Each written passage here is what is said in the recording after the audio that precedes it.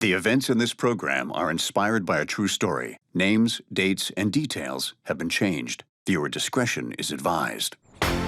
On this episode of Bizarre Murders, Dylan is living the dream. I'm killing it. He has a gorgeous condo, a beautiful fiance. I'm gonna give you the greatest wedding you've ever seen. Dylan, I love you. And a high-paying job at an investment firm downtown. But when his father ends up murdered in his own backyard, the cops come calling. And Dylan's dream life suddenly turns into a nightmare.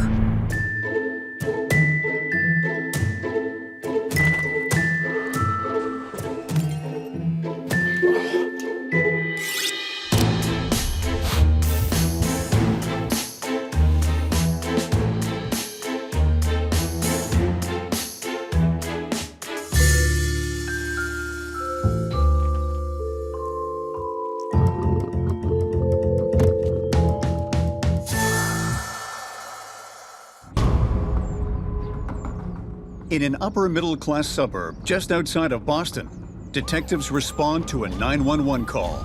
Hello? There's been an emergency. A young woman reports that her brother Dylan has just stabbed their father to death with an arrow.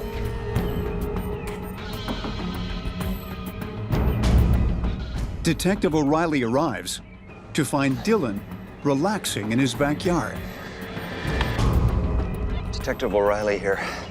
Possible 1054. Victim, arrow through the chest. Are you Dylan? Yes, sir. Did you do this? This kid looks like he just finished a tennis match, not like he just murdered his father in cold blood. In my 25 years as an FBI agent, I have to say I've rarely seen a bow and arrow used as a murder weapon. So I give this guy props for originality. But the real question is, how does a privileged prep school kid end up stabbing his father to death with an arrow in his own backyard? The answer? One pathetic step at a time. When Dylan's mom dies in childbirth, his father single-handedly raises both he and his twin sister, Madison. Larry builds a successful real estate development business from the ground up. And as a teenager, Dylan lives a charmed life with sports cars and credit cards paid for by his father.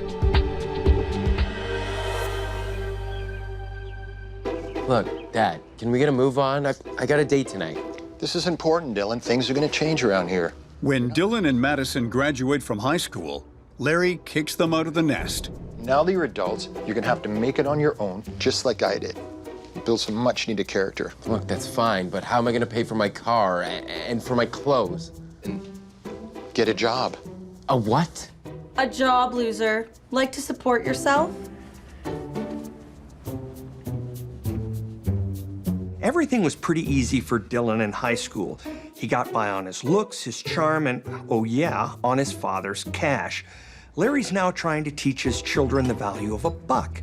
But the problem with pulling a silver spoon out of someone's mouth is, if they don't have the chutzpah to make it on their own, they can choke.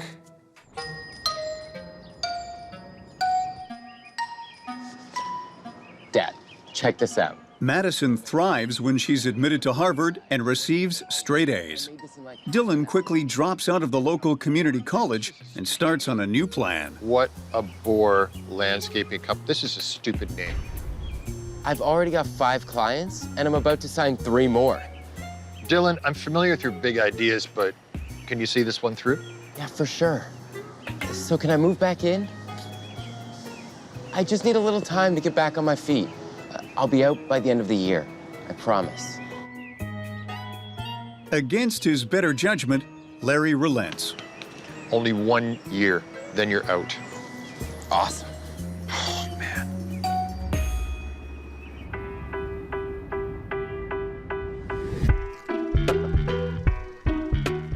But unbeknownst to his father, instead of starting his own business, he gets a job at a movie theater so he can watch films all day long.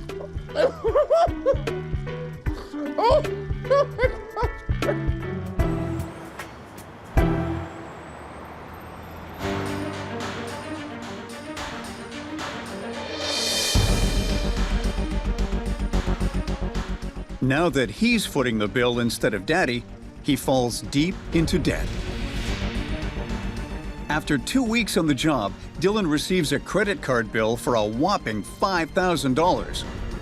Then, one afternoon, the movie theater plays a matinee of the latest heist movie, and Dylan gets an idea. He decides to rob convenience stores to make some money. Wow, what a brilliant idea. Why didn't I think of that? Oh, wait, because it's illegal and stupid, that's why. This guy is living in an alternate reality if he thinks he's going to be able to pull off a robbery like they do in the movies.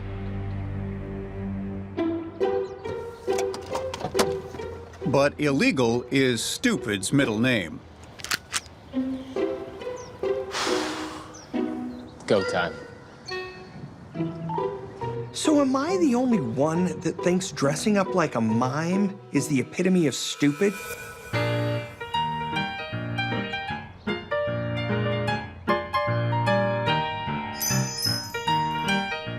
If you're trying to avoid being caught, painting your face and dressing from head to toe in black and white isn't gonna draw any attention, right?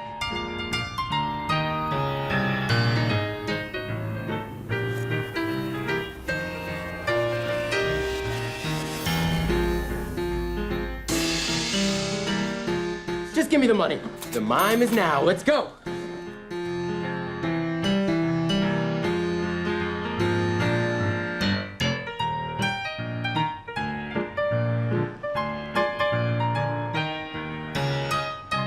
I'd like to know what's going on inside this guy's head. On second thought,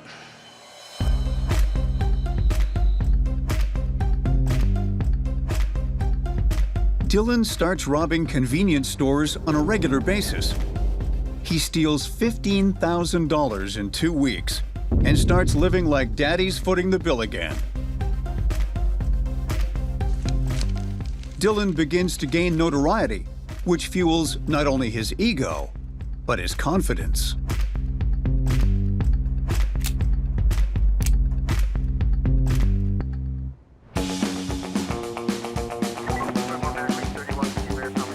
And despite heavy surveillance of corner stores, Dylan remains one step ahead of the cops, Where are you, you miserable mime?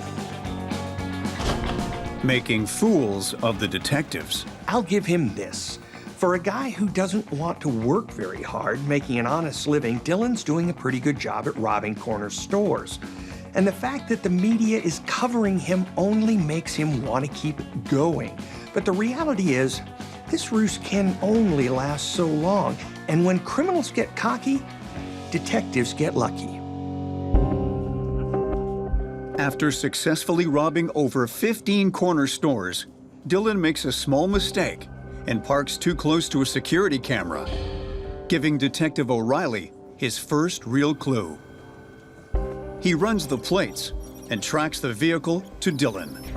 There you are, you moronic mime. But when he runs his name through the criminal database, he learns Dylan has no priors. Detective O'Reilly decides to put a tail on him. O'Reilly's smart to put a tail on Dylan because all he has now is some video footage that's kind of suspicious. Any defense attorney worth their salt could argue reasonable doubt, but if O'Reilly can catch him in the act, he can wipe the smile off the mime's face and put him in the slammer for a long time. A day later, Dylan strikes again. Why doesn't anybody get this? Give me the money.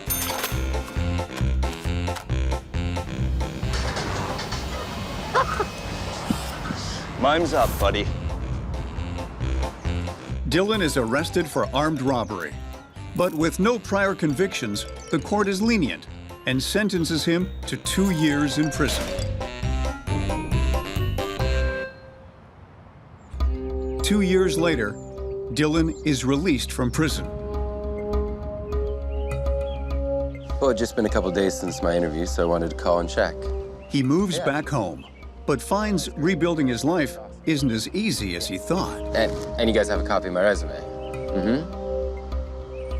Well, so what's the problem? His old friends want nothing to do with him.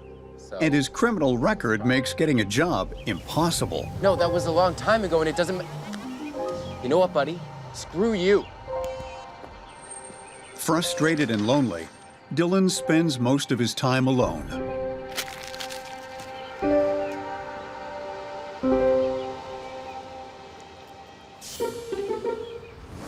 Until one day, he comes up with an idea.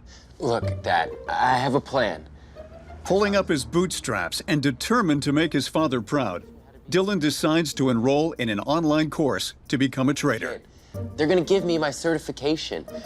It's all legit. I need the course fee. No way. Come on, Dad. I know I've let you down in the past, but I'm willing to put the work in. It's against my better judgment. I'm a new man. I promise you.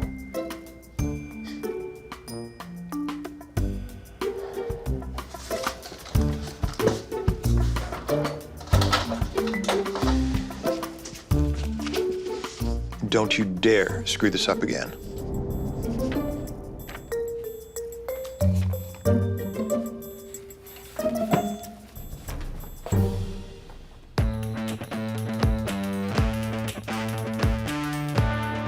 Dylan tells his father he's turned over a new leaf. But sure enough, he's back to his old ways, looking for the easy way out. Dylan skips the certification process and opens up an online trading account. I'm killing it. That's the problem with kids like Dylan. They rarely change. Despite the fact that dear old dad wants to believe in his son, the truth is Dylan is a born liar who will do anything to live on Easy Street. Hear that, Dad? At first, Dylan makes a killing, but he spends the money as quick as he makes it. 4 years now? Yeah, I like it. It's good work. Out celebrating his newfound success as a trader, he meets Layla, a beautiful real estate agent who's sweet and trusting. What do you do? I'm a trader at a big downtown firm. You know, it's high pressure, but big rewards, right? Wow. Must mean long hours. Yeah, it's all right. Well, if you mean long hours, as in sitting in Daddy's dark basement playing on the computer for 18 hours straight, then yeah, I guess he does work long hours. I still can't believe you've never had oysters ever in your life. I don't know, they're weird. No, they're not that weird. They're And it's an freaky. adventure, because you gotta like get in there and get shucking. A few months later, Layla invites Dylan to move into her expensive condo. Dylan showers Layla with extravagant gifts. I booked us a trip to the Bahamas. Dylan, you're spoiling me. Look through it. There's another surprise, too. What else could there be?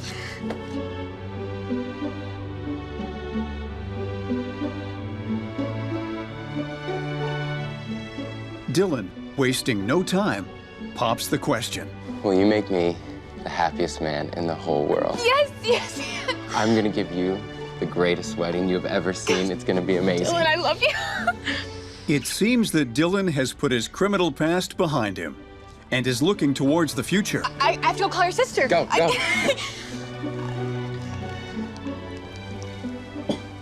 Dylan proposed. Oh my God, congrats. Thank you. And I was just wondering if you'd be my maid of honor? Oh, really? Oh, They start to plan the most extravagant wedding this side of Boston. I was thinking about 350 people. I have tons of cousins on my mom's side, so... Oh, that'd be perfect. Okay, yeah, let them know. It seems like everything is on the right track. Dylan's making money, he's engaged to a nice girl, and his family is happy. But in reality, it's all based on lies. He's told Layla that he has a fancy schmancy job and is made of money. But in reality, he's a slacker who spends his days in his father's basement.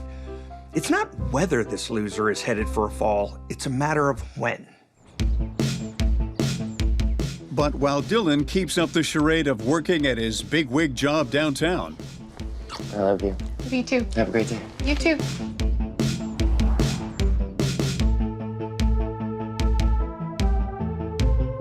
He spends his days in his father's basement, losing hundreds of thousands of dollars trading online.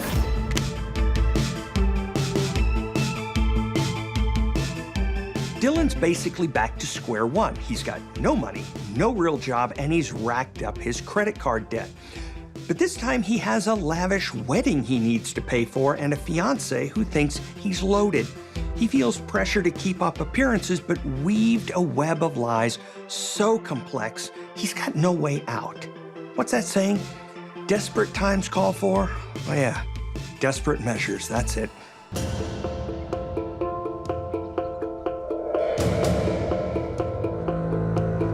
Despite the fact that Dylan promised Layla her dream wedding, he has no money to pay for it. Hello? Yeah, that's me.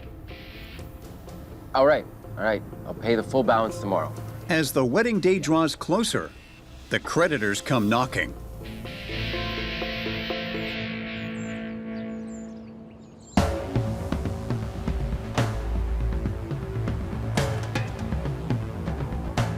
Dylan, having run out of options, goes back to Daddy, hoping he'll bail him out once again. Dad, can we talk? Look, I'm sorry, but I need help. I've just got a lot of debts, and with the wedding coming up, it's... But you're doing so well now, I don't understand. I didn't want to tell you this, but I never did my certification. I've just been trading online. You've got to be kidding me. What did you do with the money I gave you? I invested it. And? I'm $250,000 in the hole. What? Look, Dad, I'm sorry. I wanted to tell you, but things have been going so good. I wanted to tell Layla, but I can't go get a new job because she doesn't know about anything, about my past, about anything. That's it. That's the last straw. I'm done with you. I just need a little bit of money, and then I can win it all back. Win. I mean earn. I just need a little help. Instead of money, Larry gives Dylan an ultimatum. I've got an idea. I'll cover your debt. $250,000, is that right? All you need to do is tell her the truth. Come clean about your past and how you're broke now. And if you don't tell her, I will. You can't do that, Dad. Just watch me. What you see here is a desperate man being cornered. And while Larry doesn't know it yet, he's just put one foot into the ring, and this fight isn't going to end well for one of them.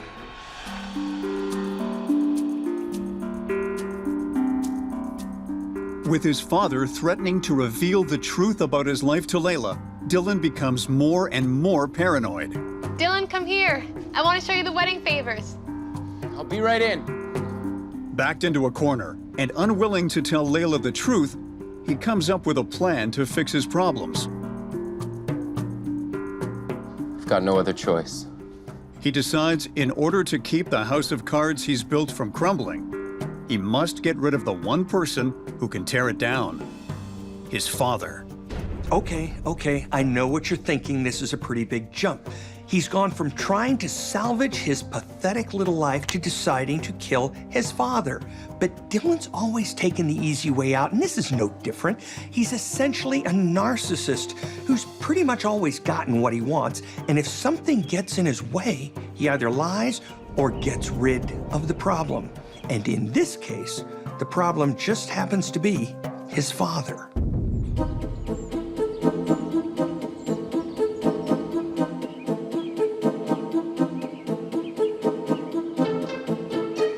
Dylan puts his plan into motion and starts looking for a murder weapon. He can't buy a gun because of his previous conviction, so he buys a second-hand bow and arrow instead. He sneaks into his father's backyard and hides the bow and arrow. Interesting weapon choice. If you can't get a gun, why not get a bow and arrow? Really? I mean, it's true they're deadly, but mark my words, they certainly aren't user-friendly. The next morning, Dylan says goodbye to Layla as she leaves for work. Hey, I just have to send a couple emails, and I'll be right out the door. have a great day. You too.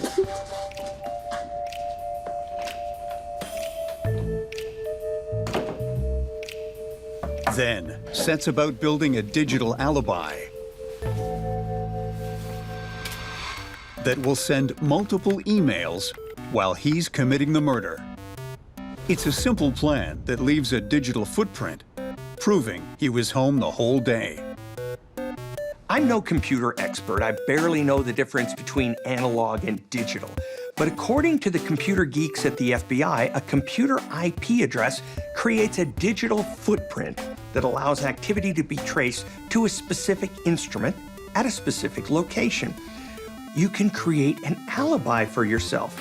Maybe not airtight, but good enough.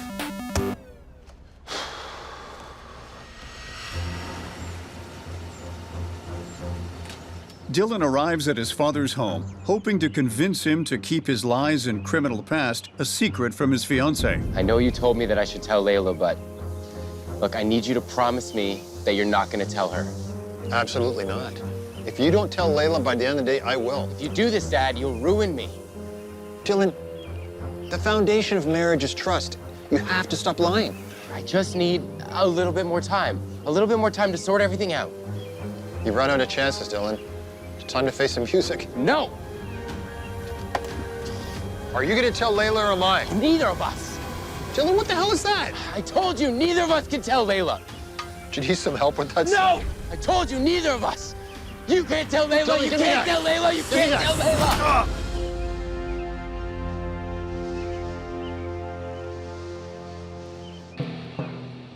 Dylan attempts to hide his father's body when his sister Madison arrives home unexpectedly from college.